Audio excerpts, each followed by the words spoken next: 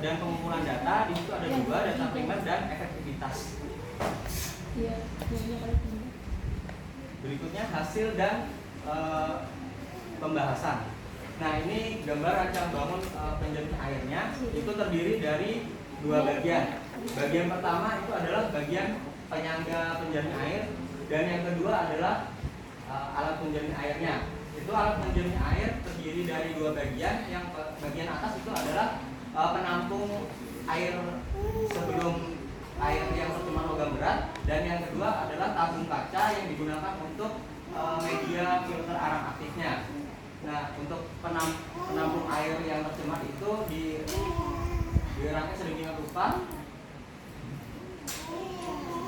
Yang ini ada di bagian kanannya itu untuk tempat memasukkan air, dan bagian kirinya itu adalah dok untuk memberikan tekanan udara. Rancang bangun ini telah mendapat masukan dari masukan ahli, dan diuji sebelum uji logam berat, dia uji kejernihan. Nah, ini hasil kejernihan sebelum dan sesudah. Nah, peneliti berasumsi jika alat ini sudah berhasil menjernihkan air, berarti dia juga akan bisa menurunkan kadar logam berat. Berikutnya adalah proses pembuatan arang aktif. Proses pembuatan arang aktifnya terdiri dari 3 tahap. Yang pertama adalah tahap pengarangan, penghalusan, dan tahap aktivasi. Tahap pengarangan, tempurung kelapa sawit dan bambu diarangkan dengan cara dipanaskan menggunakan tungku pembakar pada suhu 700 derajat Celcius selama 1 jam. Berikutnya dikeringkan selama 1 malam. Habis itu tahap penghalusan, tempurung kelapa sawit dan bambu yang telah diarangkan kemudian dihaluskan dan diayak menggunakan ayakan ukuran 40 mes, 60 dan 80. Yang terakhir tahap aktivasi. Arang berbagai ukuran direndam pada aquades dengan perbandingan 1:10 selama 24 jam untuk memperbesar pori-pori arang. Setelah direndam, serbuk disaring dan kemudian diaktifkan secara fisika. Serbuk dipanaskan ke dalam furnace thermoline pada suhu 900 derajat Celcius selama 1 jam. Nah, ini tabel perbandingan presentasi kadar air, kadar abu, dan kadar zat mudah menguap dan kadar karbon terikat. Itu SA2 adalah arang tempurung kelapa sawit dengan ukuran arang lolos 40, lolos 60 mes dan tergerak pada 80 mes, diperoleh kadar air sampai rendamannya.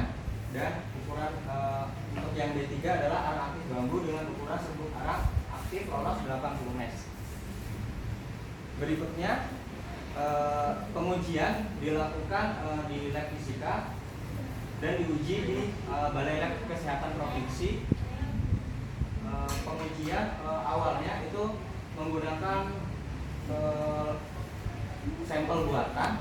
Sampel buatan ini menggunakan rumus pengenceran, di mana Fe logam berat Fe sebelumnya dibuat sesuai konsentrasinya yaitu 5,59 mg. Nah, hasil pengujian yang keluar keterbatasan alat, di situ dia hanya mampu mendeteksi hingga 0,014. Nah, berdasarkan hasil penelitian ini, peneliti ingin melihat pengaruh dari ketebalan atau panjang isian arang aktif dari 5, 10 cm dan 15 cm. Hasil penelitian yang ada tidak sesuai dengan teori yang dikemukakan oleh Reynolds pada tahun 1982, di mana proses absorpsi adalah faktor yang mempengaruhi, salah satunya yaitu luas permukaan. Nah, luas permukaan adsorben ditentukan oleh ukuran partikel dan jumlah dari adsorben. Jadi ditarik kesimpulan jika misalnya 15 cm panjang isian dengan 10, berarti luas permukaan lebih besar yang 15 cm. Harusnya penelitian ini misalnya 5, 10 dan 15 cm, di situ ada perbedaan. Tapi pada penelitian ini tidak dapat membedakan bahwa panjang isian ini berpengaruh secara signifikan. Berikutnya juga berdasarkan pernyataan Reynolds, dibuktikan juga bahwa penelitian yang dilakukan oleh Sylvia pada tahun 2017 dengan memvariasikan tinggi menggunakan karbon aktif, semakin panjang